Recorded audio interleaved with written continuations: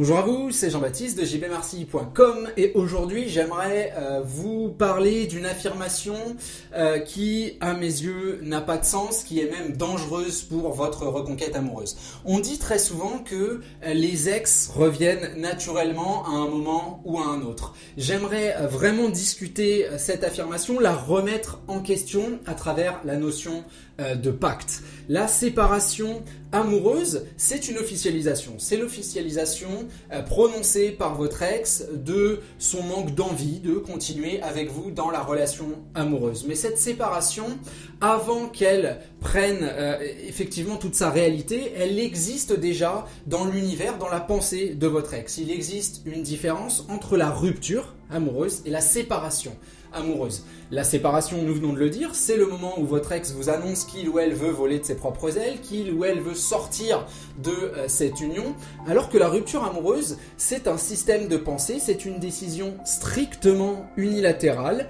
qui émane d'une expérience, d'un ressenti, de quelque chose de strictement personnel qui a été fomenté par votre ex. Voilà peut-être des jours, des semaines, des mois que votre ex pense à sa liberté, que votre ex ne s'imagine plus vivre avec vous, que votre ex analyse chacun des détails de votre comportement avec une certaine négativité, avec cette envie à chaque fois que vous faites une erreur de rajouter un petit tiret à la liste des choses qui ne lui conviennent plus. Vous voyez que la différence est importante et que finalement au moment où on vous annonce la séparation, la décision est plus que prise, elle est ancrée dans le sol. Votre ex, c'est un capitaine de bateau et le bateau a jeté l'ancre et ne bougera pas de sitôt. Il ou elle est prête à affronter les tumultes de votre réflexion. Parce qu'on le sait, vous allez vouloir contrer tous ces arguments, vous allez vouloir instinctivement récupérer la chose qu'on vous enlève. C'est tout à fait normal, votre ex est préparé à ça. Quand on prend une décision aussi importante, on a déjà intellectuellement fait un chemin de protection, un chemin de préparation. Je vous donne pour exemple cette situation qui vous est forcément arrivée. Vous avez forcément dans votre vie fait un choix extrêmement important qui devait impacter le reste de votre existence. L'exemple que je prends très souvent, c'est l'exemple professionnel. Vous avez sans doute un jour commencé un nouveau travail. Vous êtes arrivé sur un lieu que vous ne connaissiez pas. Vous avez dû fréquenter des personnes que vous ne connaissiez pas. Vous avez dû vous frotter à des systèmes de production, à des systèmes de réflexion que vous ne connaissiez pas, de nouveaux logiciels, etc., etc. Et vous vous êtes aperçu que Roger, votre collègue, faisait en 3 minutes ce que vous faisiez en 3 jours. Et là, vous vous êtes dit, mon Dieu, mais qu'est-ce que je fais là?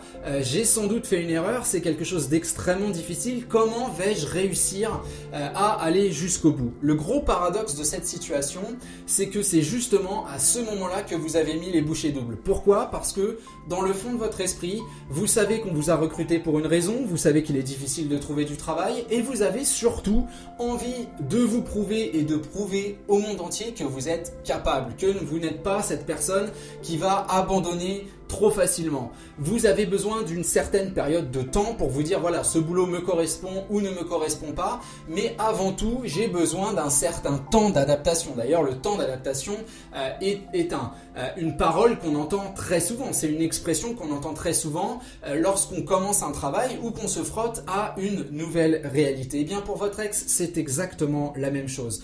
Au moment de se séparer de vous, votre ex signe un contrat, votre ex fait un pacte avec deux entités extrêmement importantes, extrêmement présentes. La première, c'est elle-même tout simplement, ou lui-même. Votre ex se dit voilà, je sais que je ne veux plus de ce couple, je veux quelque chose de différent. Il y a un danger à revenir vers vous. Ça ne veut pas dire que votre ex ne veut plus jamais entendre parler de vous. Ça ne veut pas dire qu'il n'existe absolument plus aucune sentimentalité. Ça ne veut pas dire qu'on n'a pas ce petit faible pour vous. Bien évidemment, on est resté en couple avec vous, on ne va pas vous trouver hideux du jour au lendemain. Il y a toujours des partages qui sont possibles, en tout cas dans l'espace intellectuel, mais votre ex n'en veut pas parce que ce serait revenir sur cette décision qui est une décision extrêmement importante. L'autre entité envers laquelle on fait ce pacte, c'est le regard d'autrui. On a nos proches, on a nos collègues et tous les gens qui sont là, qui sont existants sur cette terre, les gens qu'on croise du matin au soir en se baladant sur les trottoirs de notre ville.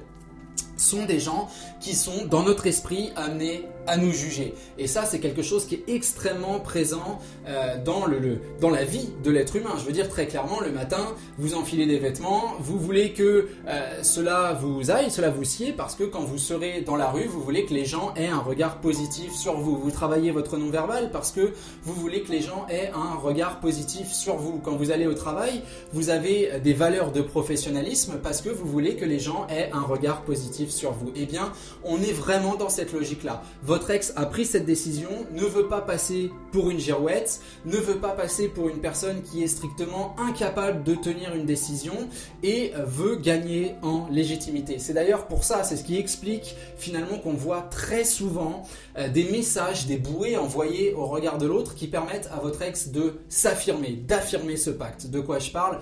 Très souvent de statut Facebook par exemple, avec de grandes citations qui vont expliquer qu'effectivement le passé c'est du passé, que l'avenir va nous reconstruire, etc. etc. Ces choses-là dont vous pensez être victime, vous pensez être finalement le récepteur d'une communication qui dépasse la communication directe. Il n'en est rien, votre ex s'adresse au regard de l'autre, votre ex essaye de créer quelque chose de fort, une base forte pour rester dans son pacte. Le pacte est quelque chose de très important, le pacte est quelque chose qui touche directement votre ex et qu'il faut contourner, qu'il ne faut pas affronter.